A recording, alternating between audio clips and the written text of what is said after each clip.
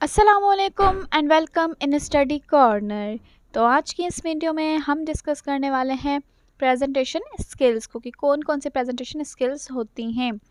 हम 3 स्टेजेस यहाँ पर डिस्कस करेंगे, जिनमें हम टेक्निक एक यहाँ पर हम यूज़ करेंगे 3 P's की। 3 P's हैं जिनको फॉलो करके हम प्रेजेंटेशन स्किल को बेटर बना सकते हैं। तो वीडियो स्टार्ट करने से पहले like my video, subscribe my channel and press the bell icon button, ताकि इस तरह की जो भी वीडियोज़ है वो आप तक पहुंच जाएं।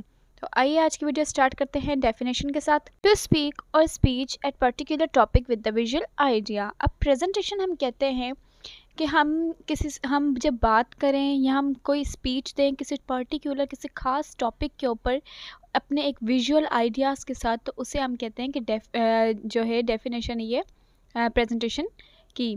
The successful presenter will follow the 3 P's। जो सक्सेसफुल प्रेजेंटर है उसके पास 3 ऐसी टेक्निक हैं, 3 ऐसे P's हैं जिनको फॉलो करके वो एक सक्सेसफुल प्रेजेंटर बन सकता है। 3 P's हमारे यहाँ पर आ जाते हैं, प्लान, प्रिपेयर और प्रैक्टिस। इन प्लान, प्रिपेयर और प्रैक्टिस को हम एक गुड और एक सक्सेसफुल प्रेजेंटर बन सकते हैं। तो हम 3 P's इसीलिए कहते हैं क्योंकि ये तीनों स्टेजेस जो हैं, प्लान, प्रिपेयर और प्रैक्टिस, ये तीनों इनका अल्फ़ाबेट P से स्टार्ट होता है, इसलिए हम इसे P's कहते हैं, 3 P's ऑफ प्रेजेंटेशन। तो आइए हम इन्हें वन बाय वन डिटेल में डिस्कस करते हैं। तो सबसे पहले हम आ जाते हैं हमारे स्टेज 1 की तरफ, जो है प्लान। किसी भी चीज़ में हम जानते हैं कि उसे प्रिपेयर करने के लिए, उसे प्रेजेंट करने के लिए हमारे पास एक स्ट्रॉन्ग जो है वो प्लानिंग होनी चाहिए। कोई भी जब हम काम करते हैं उसके लिए कोई ना कोई पहले से हम प्लानिंग करते हैं।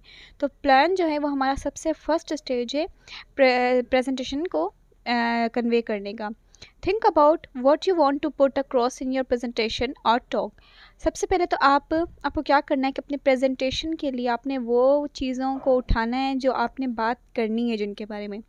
What's the message you want to leave with your audience. क्या मैसेज आप अपने ऑडियंस के लिए छोड़ेंगे उसमें। Work on the structure of your talk. अपने जो स्ट्रक्चर है, आपके जो आपने बात करनी है उसके ऊपर आपने वर्कआउट करना है। Do some research to find out about your audience. कुछ आपने रिसर्च करनी है अपने टॉपिक के ऊपर जो आप ऑडियंस को आप कन्वे करोगे, ठीक है।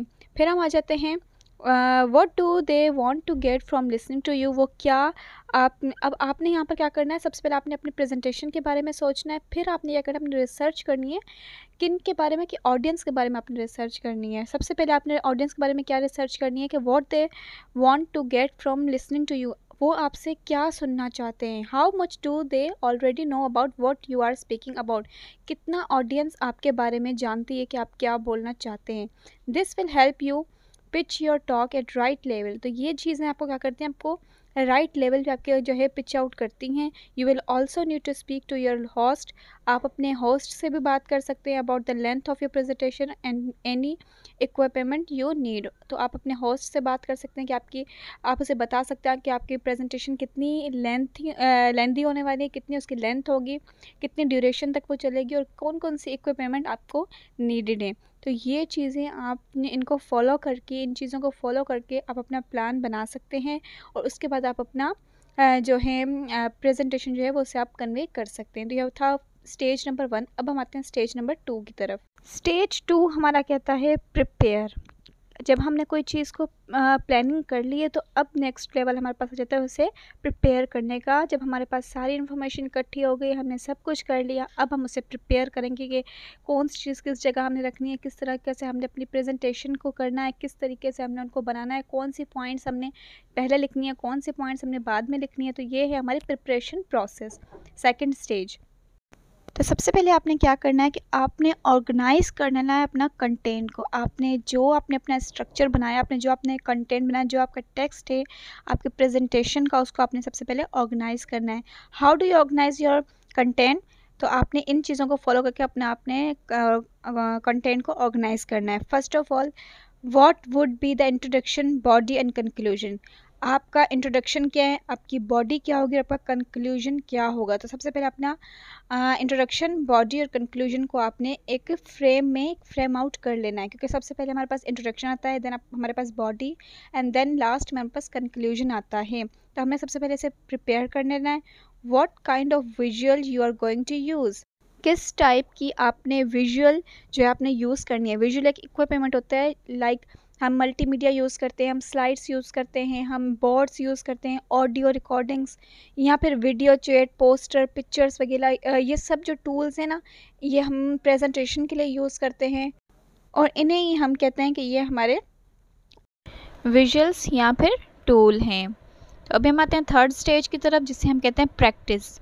ठीक है, जब हमने प्लानिंग कर ली, जब हमने प्रिपरेशन कर ली, अब हमारी बारी आती है प्रैक्टिस की। विदाउट प्रैक्टिस कोई भी हम काम नहीं कर सकते हैं। जब तक हमारी प्रैक्टिस नहीं होगी, कोई प्रेजेंटेशन, कोई स्पीच हम दे ही नहीं सकते। Standing up to give a presentation without practicing would be like an actor taking to the stage without learning their lines। अब बिना प्रैक्टिस के प्रेजेंटेशन को देना बिल्कुल ऐसा ही होता है जिस तरह कोई एक्टर स्टेज पर खड़ा हो बगैर अपनी लाइनें याद किए।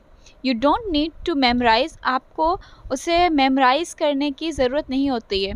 Your talk words for words unless you are giving a short talk of no more than 5 minutes।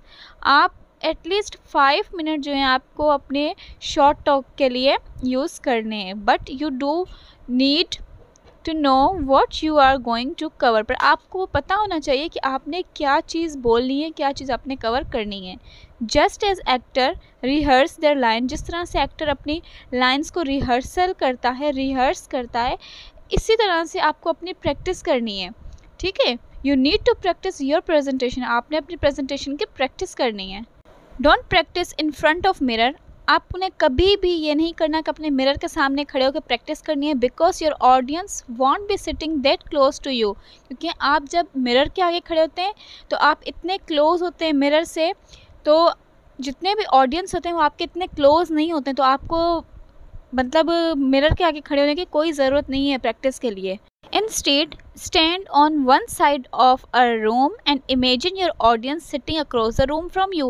सबसे बेस्ट तरीका हमारा प्रैक्टिस करने का ये है कि आप रूम के एक कोने की तरफ खड़े हो जाएं और आप इमेजिन करें कि आपके सामने सारे ऑडियंस हैं। ठीक है, फिर आप अपनी जो रिहर्सल है वो शुरू करें, अपनी प्रेजेंटेशन, अपनी लाइन्स को बोलना स्टार्ट करें। 2, 3, 4 बार जब आप बोलेंगे तो आपकी प्रैक्टिस हो जाएगी। तो ये जो 3 पीज़ हैं बहुत ज़्यादा इंपॉर्टेंट है। सबसे पहले आपने अपने ऐसे हैं स्पीच की, आपने सबसे पहले अपनी प्लानिंग करनी है, देन उसको प्रिपेयर करना है उसे अपने फ्रेम में, और देन आपने उसकी प्रैक्टिस करनी है। फिर ही जाके आपकी प्रेजेंटेशन जो है वो बिल्कुल एक्यूरेट और बेटर होगी। ठीक है, तो ये 3 आपने फॉलो करने हैं rules.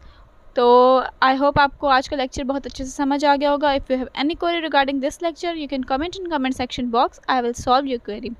Thank you so much. अल्लाह हाफिज़।